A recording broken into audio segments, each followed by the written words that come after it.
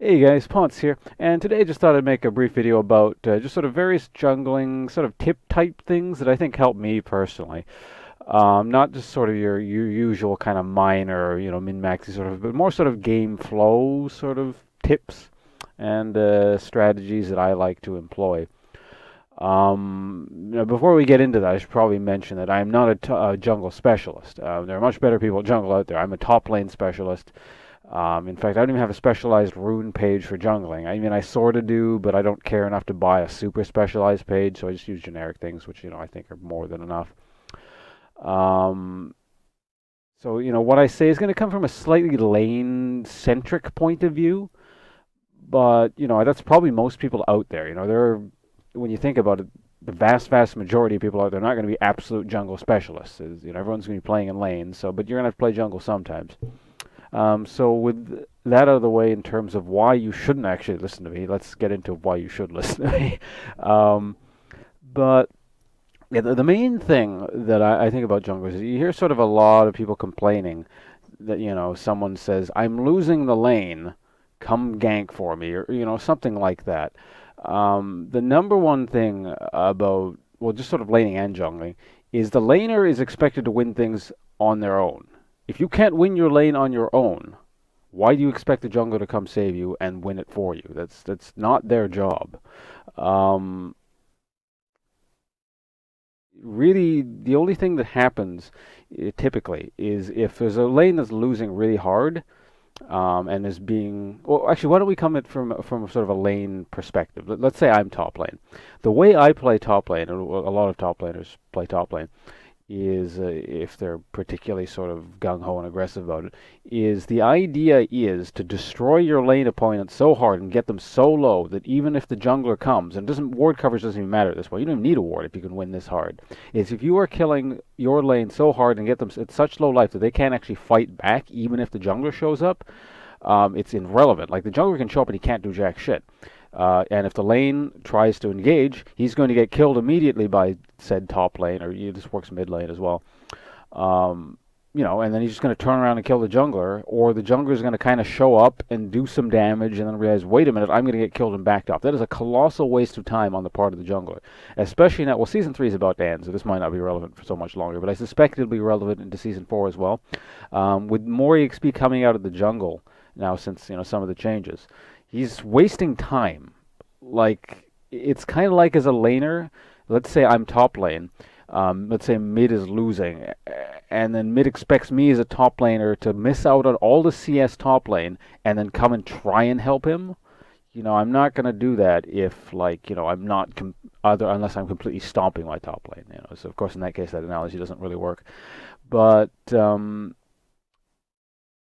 yeah, I mean, again, it's not the jungler's job to win you your lane. You need to do that on your own. Now, there are certain instances where a jungler can show up if you're getting really stomped and help out. For example, if someone's tower diving you over and over again, you're getting them fairly low, then yeah, jungler showing up can work.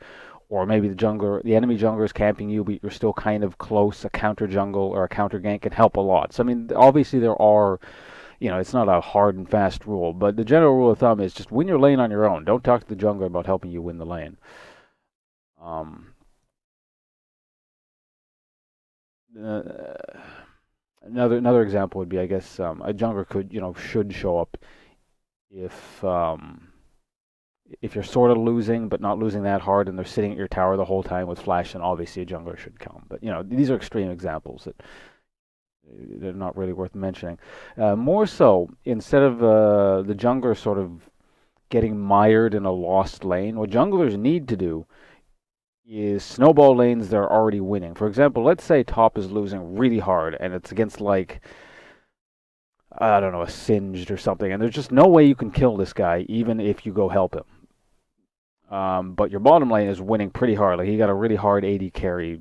It's like, I don't know, Tristana already has like 3 kills or something. Well, by all means, just keep camping the bottom lane and make sure that Tristana turns into a horrendous monster that will actually be able to deal with the Singe later on. There's obviously psychological benefits to this as well, because I mean the top lane is already going to be on tilt probably if he's yelling at you for come help my lane, I'm losing. He's psychologically speaking, defeated. If you come and help him a bit, maybe he's going to quiet down. But this guy is his thinking's probably ruined for the rest of the game. Conversely, now what you can do is if you go top lane, obviously top bottom is going to be in a really good mood. But better yet, you're going to be like completely screwing with their bottom lane in a psychological sense. Like they'll start playing like crap. Everyone's going to start yelling at bottom lane, especially top lanes. Like, I'm winning my lane so hard. Why can't you deal with your own lane, bottom lane? God, I can't carry everything. The typical League of Legends solo queue stuff. So basically, what you do is, in a sense, cancel out your own sort of morale damaged top lane with a morale damaged bottom lane, and then sort of try and equalize the bickering, I suppose, in a sense. So just sort of thinking about team dynamics and how they interact. That's an important part of the jungling, how the jungler works.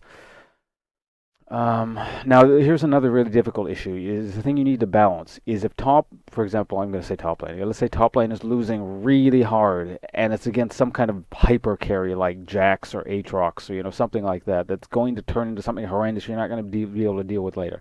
Now, that's a really difficult call. At that point, is it sort of like, well, do I try and help top lane and then possibly get myself put behind with the bottom lane or with the top lane? Or should I try and hyper snowball bottom lane or mid lane or something? That's the kind of thing. It's a judgment call. You can't really say there's no hard and fast rule to that. You're gonna have to make that call each time. Hopefully, you never put into that situation. Where the Aatrox is gone. 7-0 top lane. But yeah, that's sort of the main point I want to get across in this video. Instead, this is just some random picture I pulled off online. If you're wondering what this is, I thought I'd go with the jungle theme. But yeah, coming from a laner, do not expect your jungler to win you the lane. As a laner, it is your job to win the lane, and if you fail winning said lane, even if you're being camped, don't talk to the jungler about it. I mean, you can feed him information. Like, if you legitimately think you can make a comeback by saying, if you gank me right now, this guy's at tower with no flash, I can kind of fight back, help me. That's sure. But, don't complain about the jungler not coming to your lane or whatever. As a jungler, I will consciously ignore a lane that's, just snowballed that hard against him. I feel like I had one more point, but I can't remember what it is. So I'm just going to end the video here. Thanks for watching, guys. And I'm going to go, God damn it, I remember what it is. It's like 10 seconds after the video is done. But, yeah, I'll see you guys around. Hope you find this somewhat informative. Goodbye.